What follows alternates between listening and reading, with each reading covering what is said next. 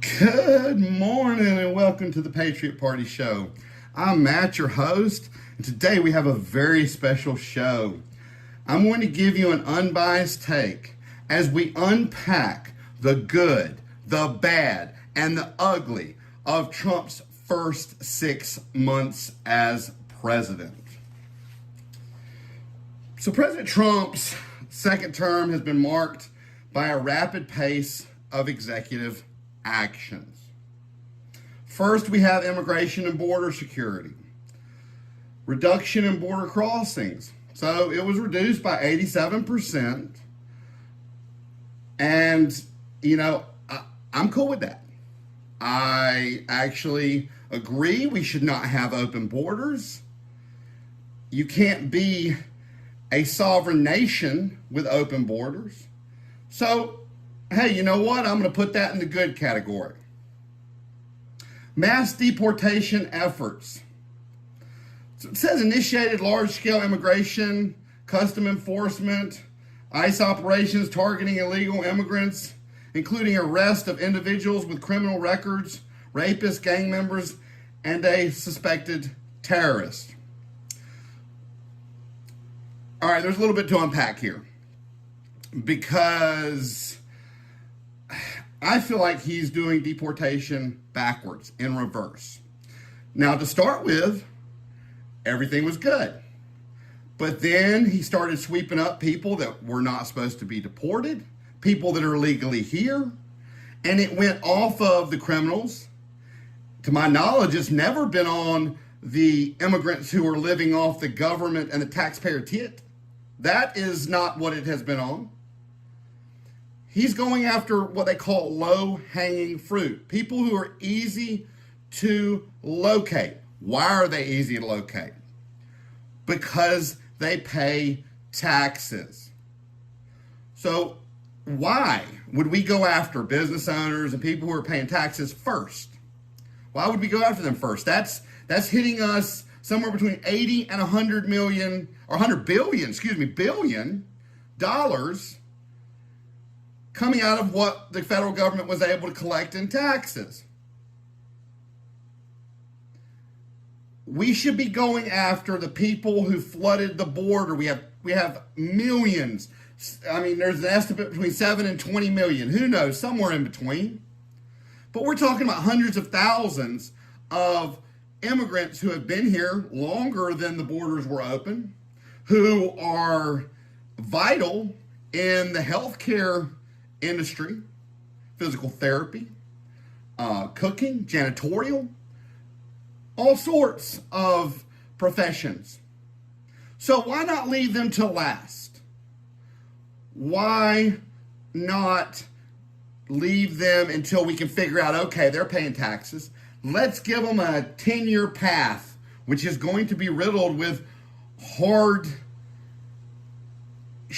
as far as you cannot, if you lose your job or you quit your job, you cannot stay unemployed more than so many months. You cannot draw unemployment because you're not a citizen.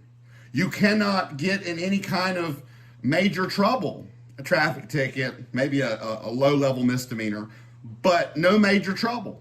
And if they walk that path and pay taxes for 10 years, why can't they be citizens? We're making money the whole time. But, the government doesn't care about making money because they just print more of it.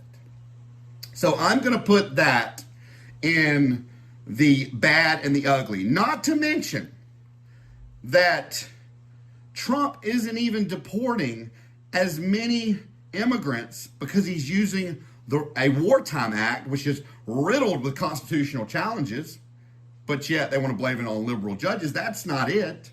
Instead of using, and we'll go over this later in the show, the act that Obama and Clinton used, so Trump's not even deporting the amount that Obama deported. And you got masked ICE members in regular unmarked cars grabbing up U.S. citizens and migrants together, and you can't tell they're agents. Heck, I've seen them. They look like the cartel. You think you're being kidnapped. Border wall and military support. Issued orders prioritizing border wall construction, detention facilities, and military support for border security. A national emergency was declared on the U.S.-Mexico border, accompanied by a broad asylum ban for migrants crossing illegally. I agree with the border wall, although we're going to get later on into it of one of his campaign promises that is completely, anybody that had any sense would know it wasn't a legitimate campaign promise, as several have been, and we will get to them later in the show. But as far as that on its face, I agree with the wall, but we have to be careful with the detention centers that they don't violate Constitution 8th Amendment on cruel and unusual punishment. Look at Alligator Alcatraz. Look at the reports coming out of there.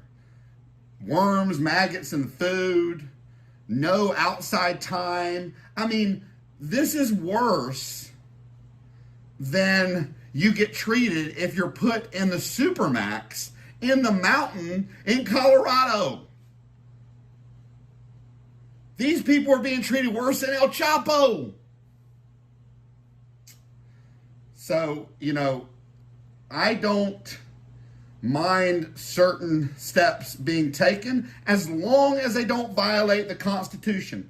Because you guys and guys know that if it violates the Constitution, then it's a violation in my eyes and it's wrong. Now, he's attempting to end birthright citizenship. He signed an executive order to limit automatic citizenship for children born in the U.S. to undocumented or temporarily present parents. Now, this faces many legal challenges due to the 14th Amendment. This violates the Constitution and over a century of legal precedent and all historical interpretations. So no, I don't agree with this because it violates the Constitution and all historical interpretations. Economic and trade policy. Tariff implementation. Imposed tariffs on foreign goods, contributing to a reported halving of the trade deficit and a $2.8 trillion deficit reduction via tariff revenue. Y'all should be upset about that. Because guess where that money's coming from? Ultimately, it's coming out of your pocket. Or it's coming out of and breaking the back of the backbone of America, of the United States, of small and mid-sized businesses who are being forced to eat the tariffs by large companies like Walmart and Amazon because Trump called out Walmart and Amazon and threatened his supporters would do a boycott if they added tariffs. So it's breaking the back of the foundation of American business.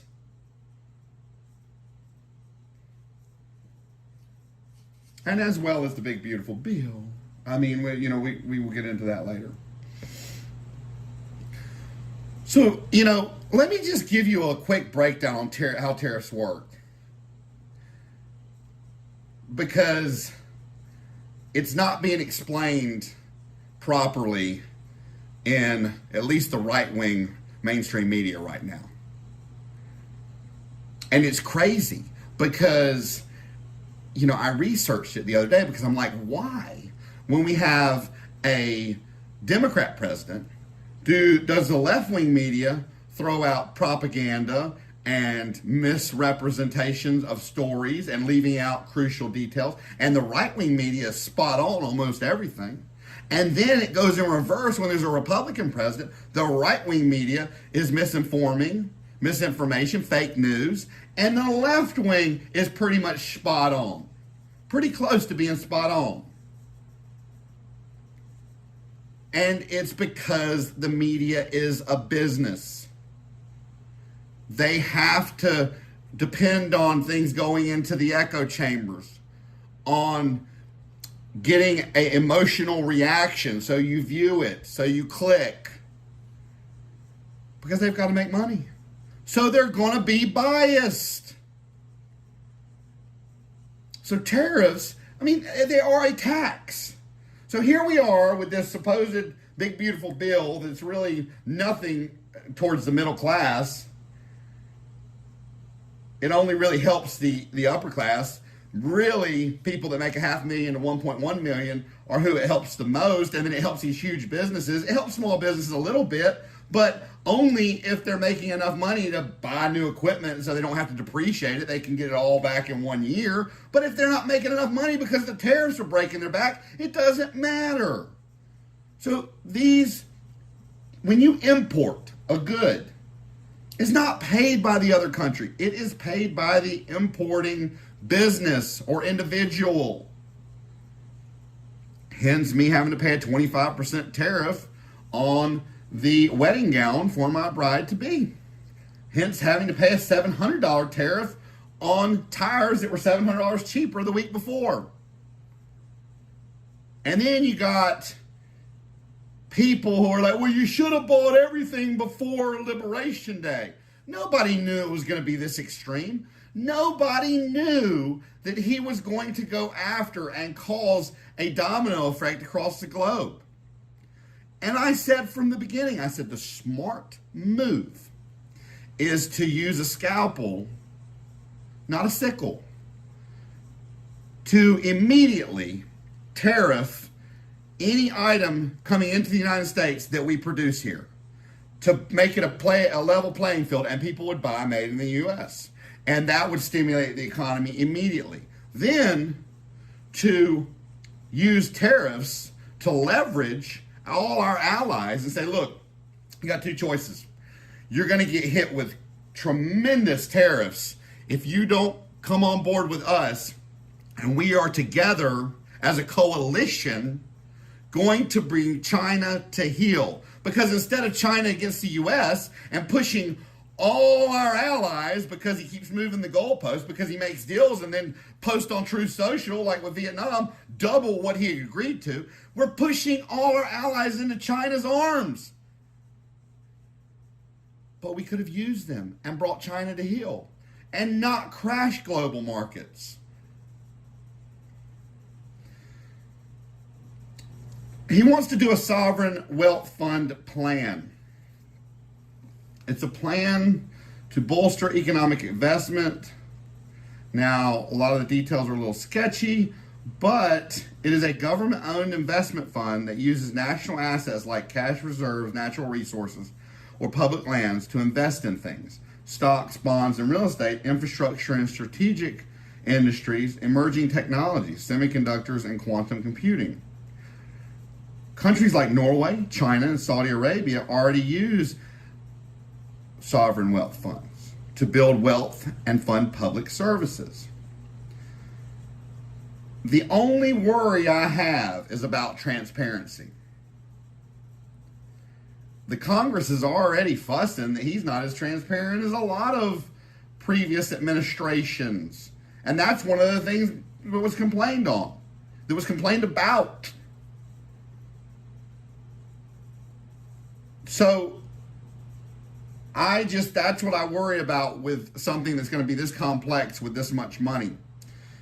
And then you've got crypto investments, and they are very volatile. And everybody's like, he's doing crypto because he wants to decentralize and make it where the government can't keep up with our transactions. No.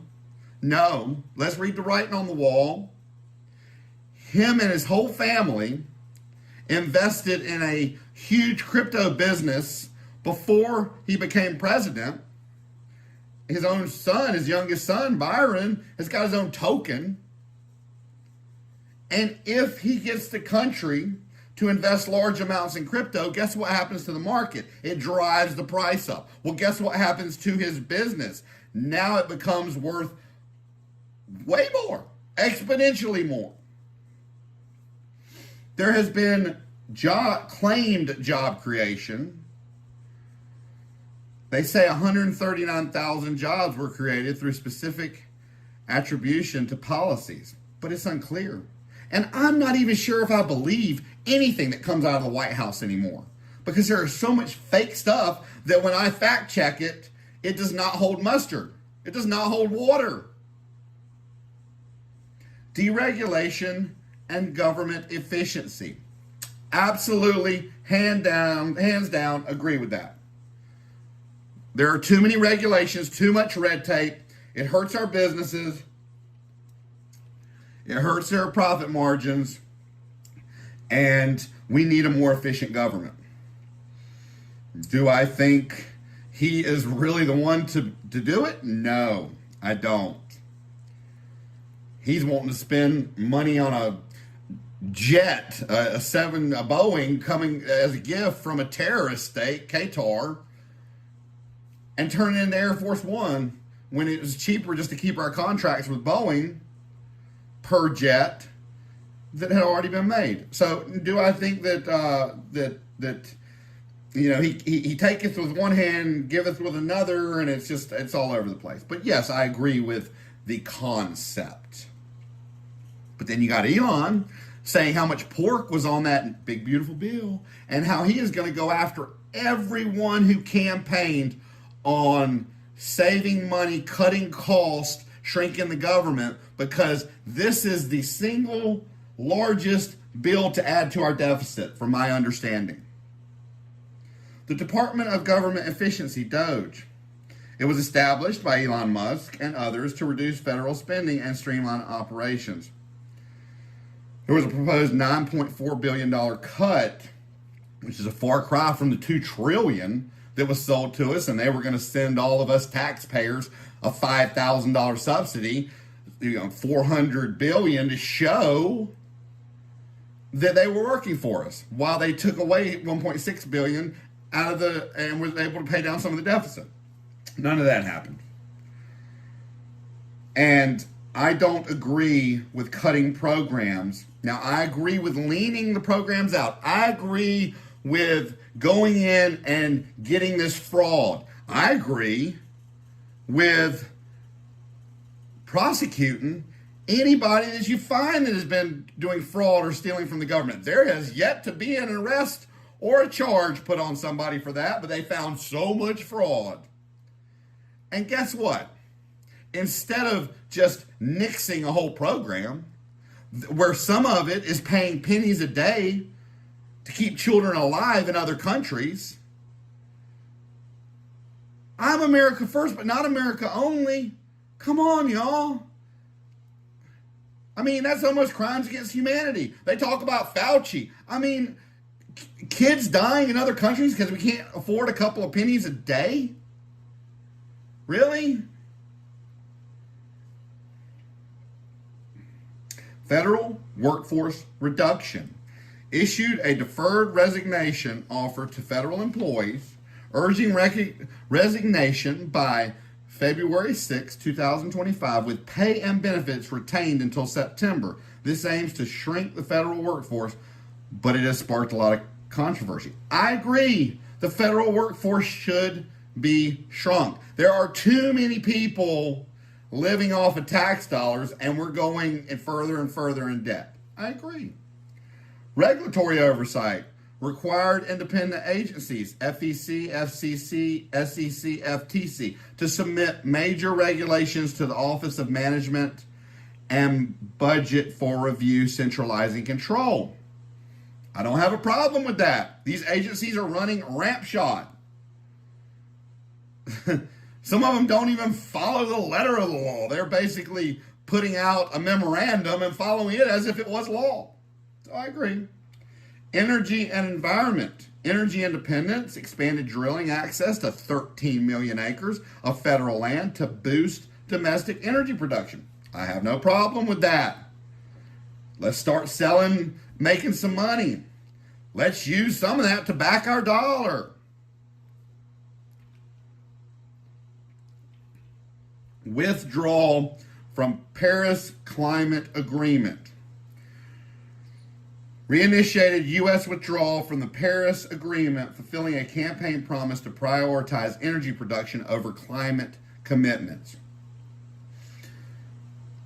You know, I'm torn because I've read books, that are the devil's advocate with a lot of studies that are basically saying we don't have a long enough record of comprehensive data to know if this is really climate change or if it's not just a cycle of the earth that balances itself every so many thousand millennia. I mean, 10,000, 50,000, 100,000, whatever years. We don't have that data. So what I would say, and I'm going to put this in the description, if you believe in climate change, you should watch Michael Shellenberger's Guide to Escaping the Woke Matrix, an enlightening speech given at the University of Austin. I will also try to find and put a link to it so it goes to the YouTube video. At least the first bit of it. You know, the second half, it is rather lengthy, but it is chock full of good information backed up by studies that you can go look up that are referenced. This is, I mean, he's given a speech at a freaking university, a college campus. So, I will provide that to anyone who has an inquiring mind on climate change and a lot of the other woke ideas and ideologies. Environmental deregulation. He revoked Biden-era climate and environmental justice programs, focusing on reducing regulatory burdens on energy and natural resources. I agree with Trump. He left several regulations in place, and there was just too much red tape that had been put in by the other side last administration. Social and cultural policy, DEI rollbacks, eliminating diversity, equity, and inclusion programs across federal agencies, including in the military, and mandated recognition of only biological sex on federal documents, impacting transgender and non-binary rights on passports and different federal documents. I have no problem with that aspect because, I mean, to my understanding, you can dictate that within the federal government. This is what I have a problem with. They cut the LGBTQ plus youth suicide line. To me, that's very problematic because we can't pretend that they don't exist, because they do. Youth suicide rate is already higher in that category of individuals, and it puts already confused children at risk. That is not something I am down with. And besides, they cut it, which was, I think it was like option 3 on a certain hotline, but they're still federally funding that particular program the exact same amount of money if they had that option or they didn't have that option. So they're not saving any money, and they're putting lives at risk. Basically saying your lives don't matter. They are still children. They are confused children, some of them. And I don't care if you were saving money. Saving money is not as important as saving children's lives, as saving anybody's life. Women's sports protections signed an executive order banning transgender athletes from women's sports, citing fairness in competition. I agree. Here's my thing. The transgender community, they call for equal rights. That does not mean infringing on another community sex. Women fought so hard for equal rights. I'm sorry, transgenders biologically, if you look at them, have more bone mass, more muscle mass, stronger joints. So if you want to be treated equal, then you should want your own restrooms, your own sports, your own locker rooms, and you should not infringe on women's rights. If you want your own rights, they should be equal to what women had to do. That's where people are getting mad, because you are cramming it down other people's throats and trying to take, steal, and infringe on something that's not yours. Make your own. That's what women did. Education policy. It's attempted to dissolve the Department of Education, the federal part, facing legal and legislative hurdles as Congress must approve such a move. So, I don't mind states handling education, But if it violates checks and balances, I don't believe the executive branch can dissolve something the legislative branch formed. That's why they're saying it needs congressional approval. If it violates checks and balances, if it violates the Constitution, I do not believe in it. I don't mind states handling education, but you can't do it on your own. And if it's done, it needs to be done through Congress, and I don't think that's going to be done. Especially now with this, what they call the civil war within MAGA, and Congress breaking with Trump because they see their chances at their midterm election going down the drain. Also, he's targeted universities with civil rights investigation and funding threats over issues like anti-Semitism. Now, I wasn't sure where to put this, so I put it in education. Let's take Harvard, for example. They agreed that they hadn't handled the Palestinian Gaza Strip, all that protesting correctly, that they had let the Jews be targeted, the Jewish people. They agreed to work with Trump's anti-Semitism task force. What happens? Trump comes back and says, that's not good enough. I'm going to raise the bar to hiring and admissions. And this is the thing. I understand that universities really need to be apolitical. Here they are saying they need more conservatives, but complaining about how many liberals are there. Universities need to be apolitical, period. They need to be a place of learning, not a place to shove any kind of ideology down your throat. But this is what I don't believe in. When he raised the bar and said, you can't hire anybody and you can't admit anybody that agrees with liberal values, that they don't even have to be pushing it on anybody. They can't think what they want to think. You can't do that. You can't tell an institution that they can't hire somebody because of what they think. As long as they're not violating someone else's space and pushing something down their throat. You can't say you can't come to this school because you're liberal. You can't do it. It violates the Constitution. It's a disregard for our Constitution and judicial orders, hence the separation of powers.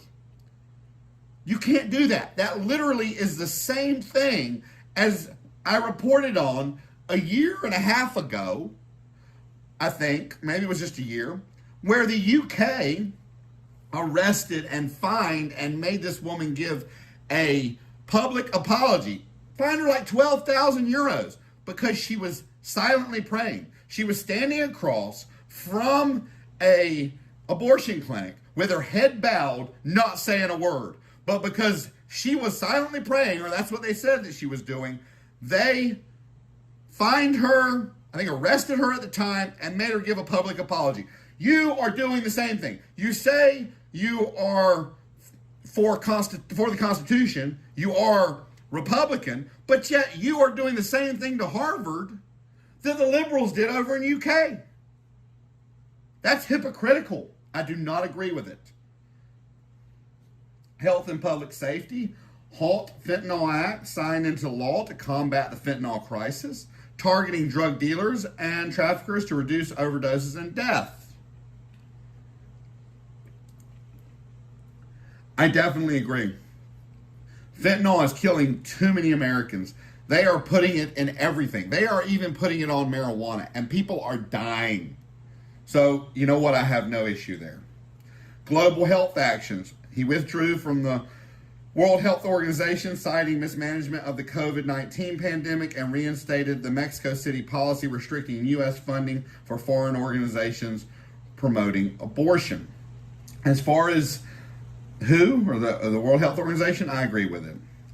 We were the largest contributors in what I consider a useless organization, a bureaucracy full of failures and political hurdles being attached to the UN and requires multiple state consensus. Now, as far as the abortion, I can see both sides of foreign abortion. But that's a religious stance on America first. So I can see the argument for both sides. But as long as it doesn't violate the Constitution, I'm not touching it with a 10-foot pole. Because everybody is going to, it's such a hot topic, buzzword. It's subjective. Very few people can give an objective opinion on it. Really, it's hard to give an objective opinion. It's really based on subjective. Therefore, my opinion, being unbiased, as long as it's not violating the Constitution, I'm not touching it. National security and foreign policy. Pardons for January 6th rioters. He pardoned approximately 1,500 individuals convicted in relation to the January 6th, 2021 Capitol riot, including leaders of groups like the Oath Keepers and Proud Boys. He did not pardon the people who had violent offenses. So I agree. I've seen the 40,000 hours that were released. Call me a conspiracy theorist, but I have seen them. I've seen the proof. I've seen the violation of police policy on how they shot the munitions in the back of the crowd to cause them to merge forward. I do believe it was really staged and it was started by bad actors and law enforcement. Because it went from peaceful tours to violence in the snap of a finger. And these people, if you watch the videos, were literally picking up stuff that got knocked over. And they were denied constitutional rights such as a speedy trial. They were kept in jail for years without being put in front of a judge. Everybody got a rubber stamp, even if they had law enforcement come in and testify on their behalf, they still got, some of them, ridiculous amounts of time. It destroyed their families because anybody who was linked to it, their families, which had nothing to do with it, babies, everything, had a code on their airline tickets anytime they traveled. And I forget what the code was. It was FFS or SSS or I don't know. But basically it caused them to be in the same bracket as a terrorist or domestic terrorist, and they were taken to the side and strip search every time they went to fly or go anywhere. They were discriminated against. They all spent more time than that representative. I forget his name. It was Bowman or Hakeem Jeffries. No, I can't remember his name, but he's from New York.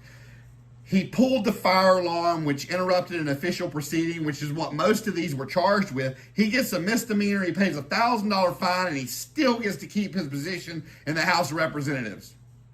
You have to have equal justice. What's good for one is good for all. You cannot have an unbalanced justice system. Military reforms. He reinstated troops discharged for refusing COVID-19 vaccines, removed DEI requirements, and restricted transgender service members' ability to express gender identity on base. So I absolutely agree. Our servicemen and women were treated badly when they said they wouldn't take the vaccine. They were treated very badly. I've heard some horror stories. There's no place for DEI in the military because everybody's supposed to work as a team, and that really splits things. And there's no place for transgenders trying to identify as transgenders but everybody wears camos. What you do on your off time, that's your business. It's not my business, it's your business. If you want to wear a dress, that's cool. I have nothing against that. But you do it on your off time. Foreign policy moves. Designated Mexican drug cartel as foreign terrorist organizations and reversed sanctions on Israeli settlers. Also engaged in diplomatic calls with leaders like Vladimir Putin and Xi Jinping. So I agree with the Mexican drug cartels and the basis of these moves. His phone calls with Vladimir Putin have yielded nothing. He is now sending over Patriot missile systems, but they are being paid for by the European Union. So, it's a business transaction. I can't fault that. What I can fault is if we spend our tax dollars on it. TikTok ban delay. Signed an executive order delaying the enforcement of a TikTok ban by days to explore national security solutions, reflecting a shift from his first term stance. I agree. You have to keep companies like Meta in check from gaining a monopoly. They own so many social media platforms. You have to. And if you look into TikTok, they built a server center in Texas to accommodate the U.S.'s concerns on national security. Kennedy Center reforms targeted cultural institutions like the Kennedy Center to align with administrative priorities. Now, I agree with cutting DEI in some of the woke programs. Not the initial ideal of wokeness, because things start out pure and then they get perverted. Just like the MAGA movement. The MAGA movement, the original woke movement, those are movements that should not be politicized. MAGA is a righteous movement, but right now it's synonymous with Donald Trump and supporting Donald Trump. He didn't invent it, Reagan did, but it should not be a political movement. It should stand on its own as a righteous movement, and who can't get behind making America great? But it's become politicized and perverted, just like the woke movement did. I wanted to look into what the Kennedy Center was. I didn't know what it was.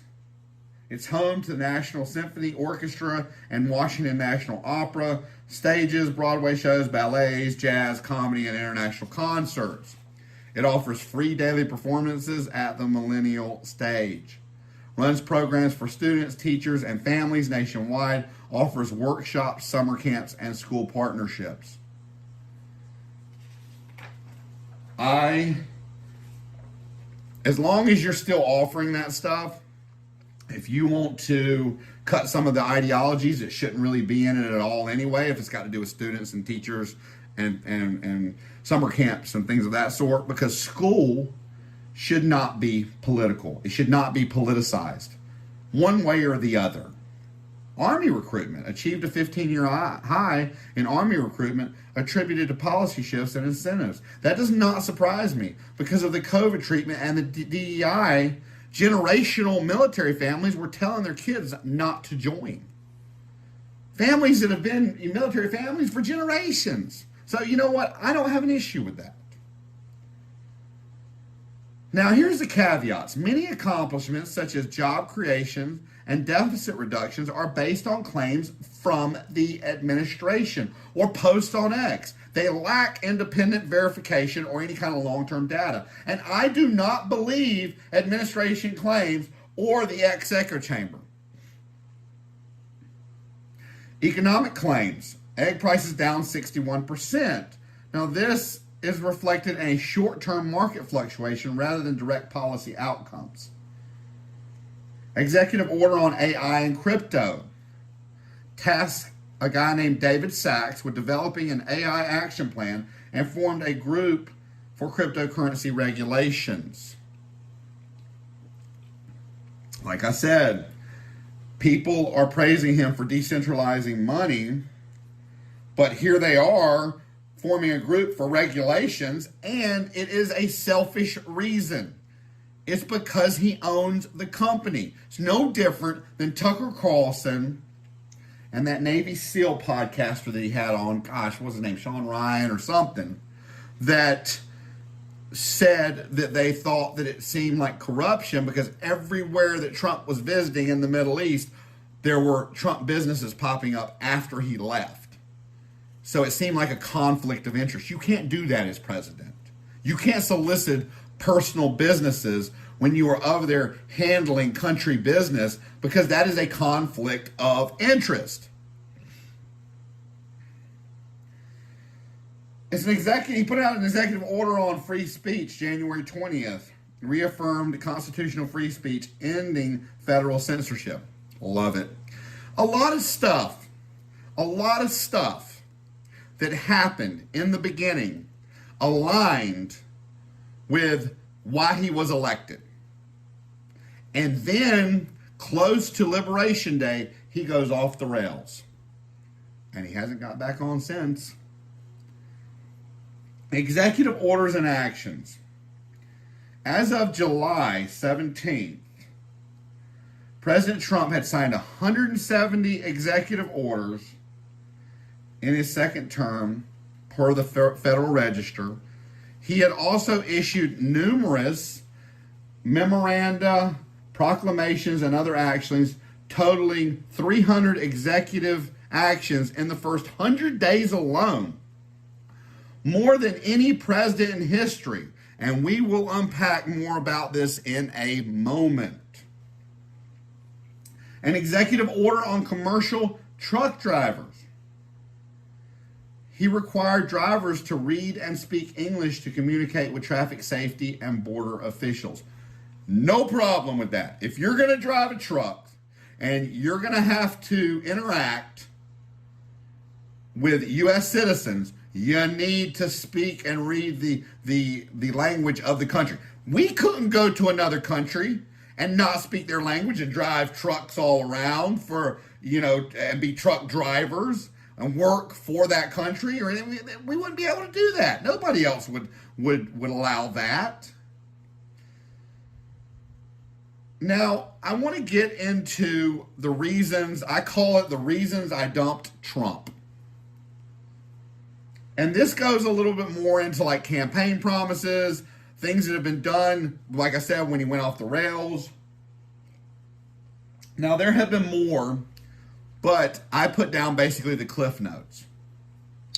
He comes out during, his election. We will make so much money off of tariffs that you won't have to pay federal income taxes anymore. Knowing good and well that's not how the tariff structure works.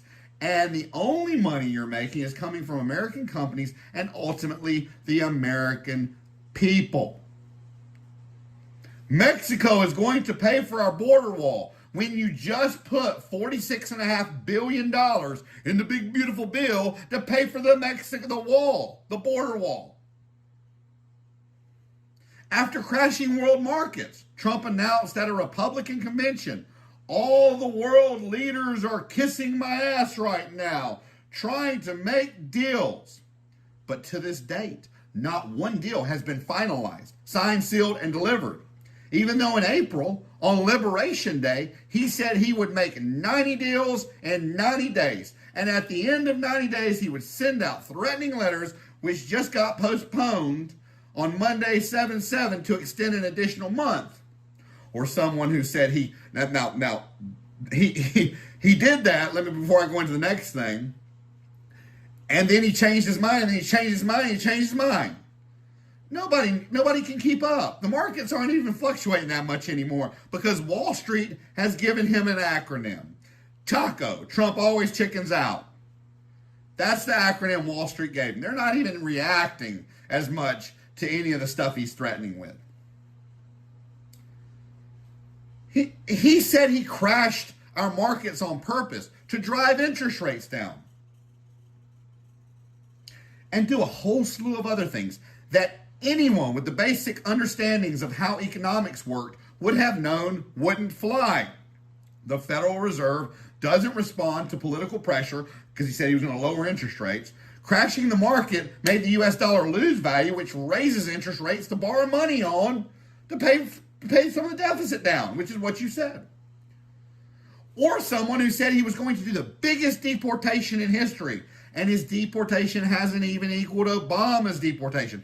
And one of the big reasons is because he doesn't listen to his legal counsel in the White House or the DOJ and is trying to use a 1798 War Act instead of the Illegal Immigration Reform and Immigrant Responsibility Act, the IIRIRA, what an acronym, of 1996. It's expanded grounds for deportation, mandated detention for deportable non-citizens, and increased penalties for illegal entry and re-entry. Under this Immigration Act, there's also cooperation with law enforcement. The 1996 laws established frameworks with agreements allowing state and local police to assist in immigration enforcement. And it takes away most of the due process within the Constitution because of national security. Nobody messes with national security, and hasn't since 9/11. And that's why all these legal injunctions are happening. And we're going to get to that here in a minute. More details on that. Or the fact that we bombed Iran for nothing. Tulsi Gabbard had a report put out. There was independent satellite imagery that the stuff had been moved. The stuff wasn't even there. We didn't even get down deep enough, but the stuff wasn't there. So we bombed them for nothing.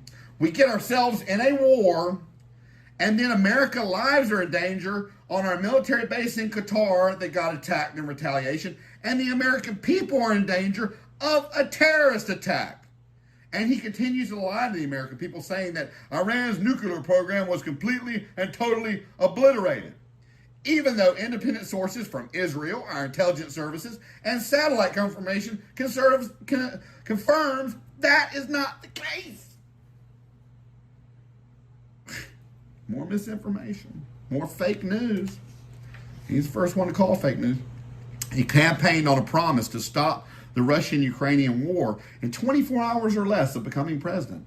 Not only has he not done that, but now he is going against his campaign promise of putting America first and not engaging in any more forever wars to say he would support Ukraine militarily in his continued war against Russia on Friday, 7/4/2025, after his discussion on Thursday, 7/3/2025 with Putin. The handling and continued lying about the Epstein list and files, along with the heavily redacted JFK files that the intelligence agency said we have to protect the agents' names. These agents are long gone. Do the math. They don't live anymore. They're not of this earth. Who are you protecting? You're protecting yourself. No MLK, no RFK release as declassification was promised. The lies about not having any jurisdiction over wrongfully deported immigrants to El Salvador. El Salvador has said that the United States has legal jurisdiction over deported migrants being held in the Central American country.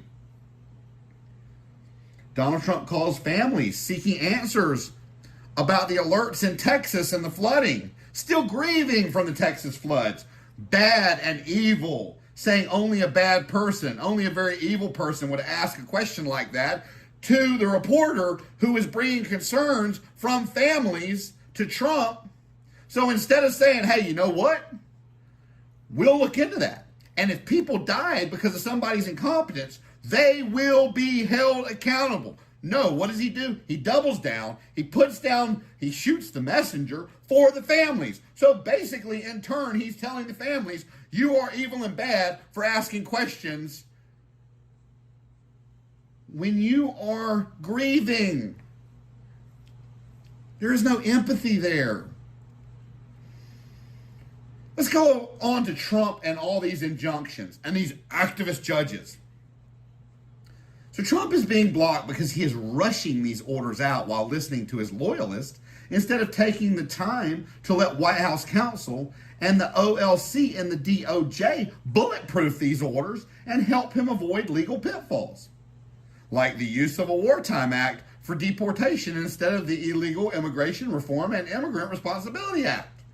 That denies due process, hence legal challenges. Not to mention 1 in 5 of these judges blocking Trump, he appointed. He's his own worst enemy. Did you know in 8 years, George W. Bush only had 6 injunctions? Trump has had more injunctions than all the presidents combined from 1901 to 2025. How do you like that statistic? There's a reason behind that. The judges have to have calls. And by not listening to counsel and listening to his loyalists, it's like taking candy from a baby. These judges have to have constitutional calls and case law calls. They can't just, oh, well, arbitrarily we don't agree, so you're not going to get it. Donald Trump threatened Brazil with a 50% tariff, if they didn't drop all charges against his ally, who was the former leader of that country, who tried a coup, a violent coup, and the evidence is staggering. I want you to think if the shoe was on the other foot. What if China was sympathetic to someone the DOJ put on trial and threatened the USA with tariffs? If we didn't drop all charges, how would we react? Brazil is one of the only, they're a sovereign nation. Brazil is one of the only countries that imports more U.S. goods than we import from them. So there's a trade surplus. So if you put a 50% tariff on Brazil,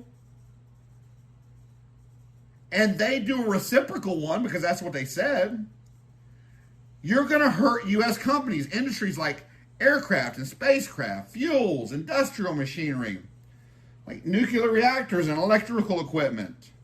And that's according to the U.S. Census Bureau data. But everyone says Trump's the master deal maker and he's playing chess. Does this sound like an America First agenda or extortion on a personal level? 100% tariff on Russia trading partners. Well, guess what? One of those partners is the United Arab Emirates, UAE. They spend $27 billion on U.S. imports and only import $7.5 billion. So if you put 100% tariff, you're going to, in essence, hurt a U.S. trade surplus country, one of the only ones. And they get pharmaceuticals, medications, and vaccines, supporting the healthcare sectors, edible fruits and nuts, agricultural, almonds, apples, citrus fruits. You're going to hurt the agriculture market. Optical and medical apparatuses, high-tech medical equipment and precision instruments, aviation and defense technology, aircraft, Boeing 777s ordered by the Emirates and defense systems, vehicles and automotive parts, like with brands like Tesla, Cadillac, and Jeep, machinery and electronics, computers, telecommunication equipment, and industrial machinery, energy products like liquid natural gas and related equipment, aiding the UAE's energy diversification. The UAE is the U.S.'s largest export market in the Middle East. I want to go into a detail that a lot of you don't know. So before this trade war, Trump was going on and on about how the tariffs were unequal, the trade deficit was unequal. Well, I want to give you all some facts. Now, the most unequal one was between U.S. and China. The U.S. charged a 3.1% tariff. China charged an 8% tariff for U.S. goods. That's why my strategy was to bring all the allies in and bring them to heel. But the rest were pretty equal. The U.S. and the EU, 2.7 to 3%. The U.S. charged a 2.7 tariff. The EU charged a 3% tariff. I'm sure they could have negotiated 0.3%. Japan and the U.S., both 2 to 5%, depending on what it was. Then you got the Canada and Mexico, U.S. free USMCA, United States, Mexico, Canada agreement, which had been agreed upon, a while back. A while back. And then Trump is mad because there's a trade deficit, especially with China. But let me give you an analogy, because China makes all sorts of stuff. That would be like being mad because Amazon sells more than Walgreens. China manufactures more goods, way more than the U.S. So there's going to be a trade deficit. It's freaking common sense. In a Truth Social post, Trump railed against Democrats and some of his own supporters, calling the Epstein case a hoax, comparing it to the Russia hoax, and saying that Obama, Hillary Clinton, James Comey, John Brennan, and Joe Biden were behind it. So Ghislaine Maxwell, I don't know if I pronounced her, I probably butchered her first name, but Maxwell, we'll call her Maxwell. You know, Epstein's friend, the girl that always hung out with him. I think she's from England. So she was sentenced to 20 years over a hoax. And then in the court filings, in Maxwell's 2021 trial, the Little Black Book was labeled as Government Exhibit 52. Federal prosecutors argued it contained compelling evidence of Maxwell's involvement, though much of its content was redacted in public filings. Why was it redacted? The prosecution and defense agreed to introduce only excerpts of the book under seal during Maxwell's trial, indicating its relevance to the case, but also its sensitive nature. The book contained 1,971 names, including celebrities, politicians, business figures, with approximately 5,000 phone numbers and thousands of email addresses and home addresses. Hence, part of the Epstein list. Y'all guys and gals, this is a slap in the face to all the victims, all the underage girls. Because if Trump says it's a hoax, he's saying the victims are make-believe. How disgraceful. I am tired of the lies. I'm tired of it. Don't pee on my leg and tell me it's raining. I don't know how y'all feel, but I'm tired of it. And that's why I've been taking a stand since April. And I hope you all who listen to it take a stand with me, because the truth matters. Thank y'all for taking part and listening to this special report as we unpacked the first 6 months of Trump's presidency